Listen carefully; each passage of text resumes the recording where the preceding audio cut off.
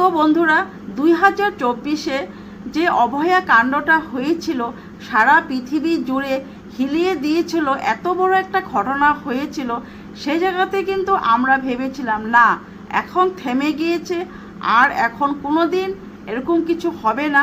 আমাদের মেয়েদেরকে অনেকে সেফটি আমরা বুঝেছি যে না এখন মেয়েরা সেফটি, সব জায়গাতে ভালো করে ঘুরতে পারবে, সব জায়গাতে রাত্রেবেলা দিনেবেলা সুন্দর করে ঘর থেকে বেরোতে পারবে।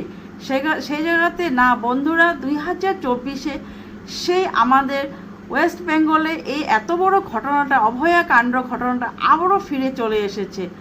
আমরা কখনো ভাবিনি যে এত বড় একটা ঘটনা আমাদের ওয়েস্ট বেঙ্গলে এইভাবে ঘটে যাবে। তার মধ্যে ডক্টর নমিতার কথা বলছি। ডক্টর নমিতা যেভাবে এই নরপিশাচের কাছে মৃত্যু হতে হয়েছে, তার জন্য আমরা কি ওর ন্যায় কোনো দিন পাবো? আমরা বলতে কি ওর মা ওর বাবা কোনো দিনও ন্যায় পাবে এই মেয়েটার জন্য? যে মেয়েটা যাওয়ার সময় মাকে ফোন করে বলল যে মা আমি ডিউটিতে যাচ্ছি, আমার নাইট শিফটে পড়ছে ডিউটি, তার নাইট শিফটে আমি এখন ডিউটি করছি। সে জায়গাতে মা ভাবলো যাই হোক হসপিটালে, এত বড় আরজিকর হসপিটাল, এত নামি দামি একটা হসপিটাল, যে হসপিটালে এত বড় বড় ডক্টর, এত বড় বড় সিকিউরিটি, এত বড় নার্সরা আছে, এত বড় একটা হসপিটালে মেয়ে তো আর ছেপে আছে। তো সেই জায়গাতে মারা খুব সুন্দর করে ঘুমিয়ে থাকে, সেই জায়গাতে ওর মাও সুন্দর করে ঘুমিয়েছিল। তো সেই জায়গাতে ওর মা যখন রাত্রে ফোন পেল যে ফোনে বলল আপনার মেয়ে অসুস্থ, আপনারা জলদি চলে আসেন, সে জায়গাতে ওর মা ফোন পেয়ে ড্রাইভারকে ডেকে মা ওর বাবা সাথে সাথে চলে গেল আরজিকর হসপিটালে। আরজিকর হসপিটালে গিয়ে মেয়েকে দেখতে দেওয়া হলো না, ওখানেও ওর মাকে বসিয়ে রাখা হলো। তো তোমরা ভাবতে পারো বন্ধুরা সে সময়ে মার পরিস্থিতিটা কি ছিল। সেই জায়গাতে ওর মা 3 ঘন্টা ওর মাকে বসিয়ে রেখেছিল যে মেয়েকে এখন দেখতে দেওয়া হবে না, 3 ঘন্টার পর মেয়েকে দেখতে দিয়েছিল। সেই জায়গাতে মা যখন 3 ঘন্টার পর মেয়েকে দেখেছে, মার অবস্থা কি হয়ে গিয়েছিল বন্ধুরা, কি হয়েছিল। সেই জায়গাতে আমরাও একটা মা, যখন আমরা এই ভিডিওটা দেখি, ডক্টর নমিতার ভিডিওগুলো দেখি, তখন কিন্তু আমরা আর থাকতে পারি না।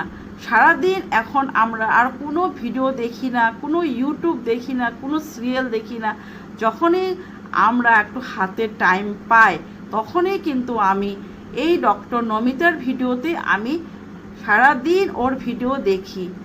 তো সেই বন্ধুরা আমরা যদি এখানে বসে ওর মা না হয়েও ওর মার মতনই একটা আমরা মা, তো সেই আমরা ওর এই পরিস্থিতিটা দেখি, ওকে যে এই কষ্টটা দিয়ে এই নরপিশাচরা ওকে মেরে ফেলেছে, ও কত না বলেছে যে আমাকে ছেড়ে দাও, আমাকে ছেড়ে দাও, তোমরা আমাকে ছেড়ে দাও, না ওকে কোনো মতে ছেড়ে দিল না এই নরপিশাচরা বন্ধুরা। তো সেটাই বলছি যে তো ও কি কোনো দিন এই আত্মা শান্তি পাবে? হ্যাঁ পাবে, যখন এই ন্যায় পাবে, ওর যখন ওর ফ্যামিলি যখন ন্যায় পাবে, যখন দোষীকে শাস্তি দেওয়া হবে, উচিত শাস্তি, তখনই ওর আত্মা শান্তি পাবে। ওর ঘরের মা বাবাও যখন উচিত ন্যায় পাবে, উচিত শাস্তি হবে নরপিশাচের, তখনই ওর মার বাবার খুব সুন্দর একটা শান্তি পাবে মনে, যে আমার মেয়েকে এইভাবে ওরা অন্যায় করে এইভাবে মেরে ফেলেছে। সেই জায়গাতে মা কি আর কখনো ভুলতে পারবে, তাই না বন্ধুরা? তো চলো বন্ধুরা একটু তোমাদেরকে দেখিয়ে দিচ্ছি যখন ওর হসপিটাল থেকে মার কাছে ফোন এসেছিল, মা কি কথা বলছে, কি ফোন এসেছে, মা কি বলল, সেই কিছু তোমাদেরকে আমি দেখিয়ে দিচ্ছি। মা আমরা কথা হয়নি বলে এটাকে খুন করে ফেলেছে না, আমার মেয়েটাকে মেরে ফেলেছে। আমার একটা মাত্র মেয়ে অনেক কষ্ট করে ডাক্তার করেছিল, লোকের সেবা করতে এসে নিজেই খুন। তো সেই বন্ধুরা, যে এত বড় একটা ঘটনা হয়ে গিয়েছে, সেই ঘটনাতে আরও কে কে আছে সব কিছু কিন্তু আইনের হাতে তুলে ধরতে আমি সবাইকে, যারা যারা এই আর.জি. কর হসপিটালে আছে তারা যে একটু হেল্প করে এই ন্যায় পাওয়ার জন্য, এই মেয়েটার যাতে আত্মায় শান্তি পায়, সেটাই আমি সবার কাছে অনুরোধ করি। তো সেটাই বন্ধুরা, তো আজকের ভিডিওটা আমি বেশি বাড়াবো না। তো কালকে আবার নতুন দিনে নতুন একটা আবারও ভিডিও নিয়ে চলে আসছি। তো সেটাই আজকের জন্য এইখানেই রাখি।